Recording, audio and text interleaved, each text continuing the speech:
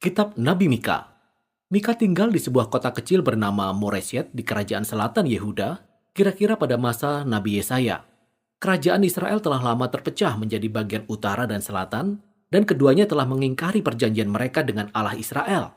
Jadi Mika memberi peringatan bahwa Allah akan mendatangkan kerajaan Asyur yang kejam untuk merebut kerajaan utara dan menghancurkan kota Yerusalem. Ia juga memperingatkan bahwa setelah Asyur, kerajaan Babel akan datang membawa kehancuran yang lebih besar. Seperti semua nabi lainnya, Mika berbicara atas nama Allah untuk menyatakan kesalahan bangsa Israel. Atau seperti yang ia katakan di pasal 3, tetapi aku ini penuh dengan kekuatan, dengan roh Tuhan, dengan keadilan dan keperkasaan untuk memberitakan kepada Israel dosanya. Jadi sebagian besar kitab ini membahas tuduhan-tuduhan Mika dan peringatan-peringatannya tentang penghakiman Allah atas Israel. Namun Mika juga memberitakan pesan pengharapan yang berlawanan dengan peringatan-peringatannya tentang pemulihan yang akan Allah kerjakan selain daripada penghakimannya. Dan jika kita pelajari kitab ini lebih dalam, kita akan melihat bagaimana hal ini terjadi. Jadi dua bagian pertama dari kitab ini memaparkan semua tuduhan dan peringatan Mika terhadap bangsa Israel dan para pemimpinnya. Bagian pertama diawali dengan uraian puitis tentang Allah yang menampakkan dirinya kepada bangsa Israel, seperti yang ia lakukan di Gunung Sinai, dengan api, asap, dan gempa bumi. Namun kali ini ia tidak datang untuk mengadakan perjanjian seperti sebelumnya. Ia datang untuk menghakimi bangsa Israel yang sudah memberontak selama lebih dari 500 tahun. Selanjutnya Mika menyebutkan nama semua kota di Israel yang mempelopori pemberontakan mereka. Allah datang untuk menghukum mereka, tapi mengapa? Nah, Mika berselisih dengan para pemimpin Israel. Ia berkata mereka menjadi kaya dengan mencuri dan karena keserakahan mereka. Mika menyinggung tentang kisah Raja Ahab yang mencuri kebun anggur milik keluarga Nabot di 1 Raja-Raja pasal 21. Dan juga karena nabi-nabi Israel telah menjadi jahat. Mereka suka menawarkan janji-janji perlindungan Allah kepada siapa saja yang sanggup membayar. Tidak, kata Mika. Allah telah mencabut perlindungannya dari bangsa Israel. Dalam tuduhannya yang kedua, Mika menjelaskan lebih lanjut bagaimana para pemimpin bersama nabi-nabi Israel melakukan banyak ketidakadilan. Mereka mengelola tanah dengan menerima suap dan membengkokkan keadilan untuk menguntungkan orang kaya. Sehingga orang-orang miskin kehilangan tanah mereka, keamanan mereka, dan juga pengharapan mereka. Dan semua ini merupakan pelanggaran atas hukum Taurat yang melarang mereka menjual tanah milik keluarga bahkan ketika mereka jatuh miskin. Maka kita bisa melihat bahwa penghakiman Allah akan datang berupa bangsa yang kejam yang akan merebut kerajaan utara dan kota Yerusalem serta bait sucinya yang akan hancur menjadi reruntuhan. Nah, ini adalah peringatan yang sangat keras, tetapi bukan akhir dari segalanya. Masing-masing bagian dari peringatan ini diakhiri dengan janji akan pengharapan yang luar biasa. Bagian pertama berisikan puisi tentang bagaimana Allah seperti seorang gembala akan menyelamatkan dan mengumpulkan kembali kawanan dombanya, yaitu sisa-sisa umatnya. Dan ia akan membawa mereka semua kembali ke padang rumput yang hijau dan kembali menjadi raja mereka. Bagian kedua dari peringatan ini diakhiri dengan mengingat kembali akan gambaran reruntuhan dari bait suci di Yerusalem. Dan Mika berkata, keadaan ini tidak akan berlangsung untuk selamanya.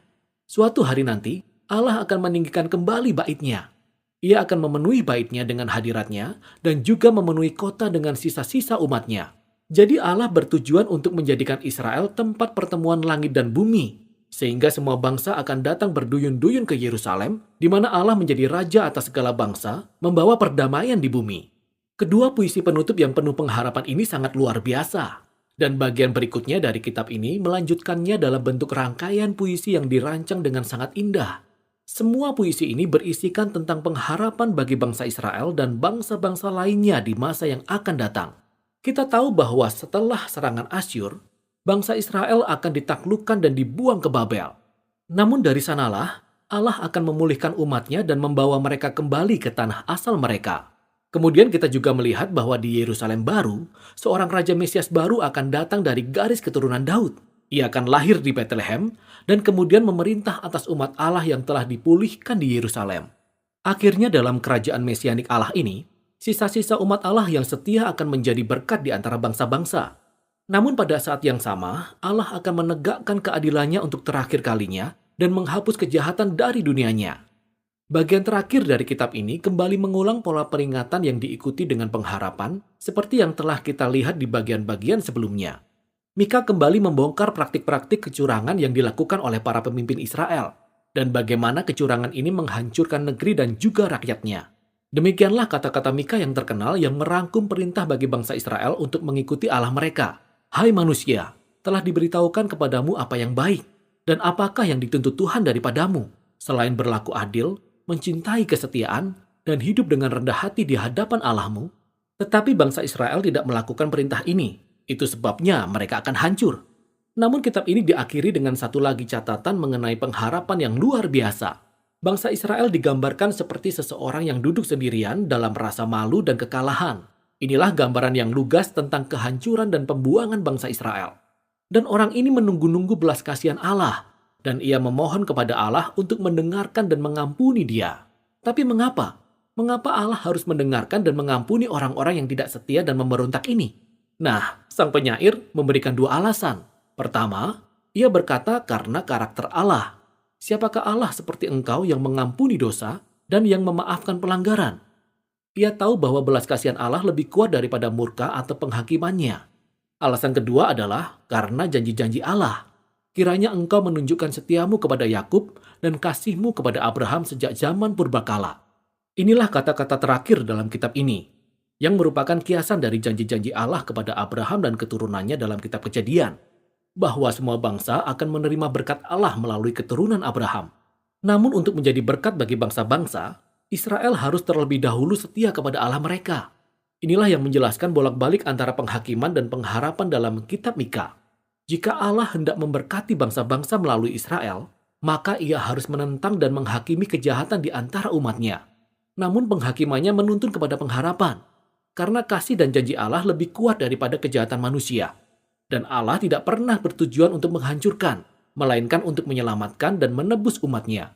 Atau seperti pada baris penutup dari kitab ini, Allah berkenan kepada kasih setia, jadi ia akan kembali menyayangi kita.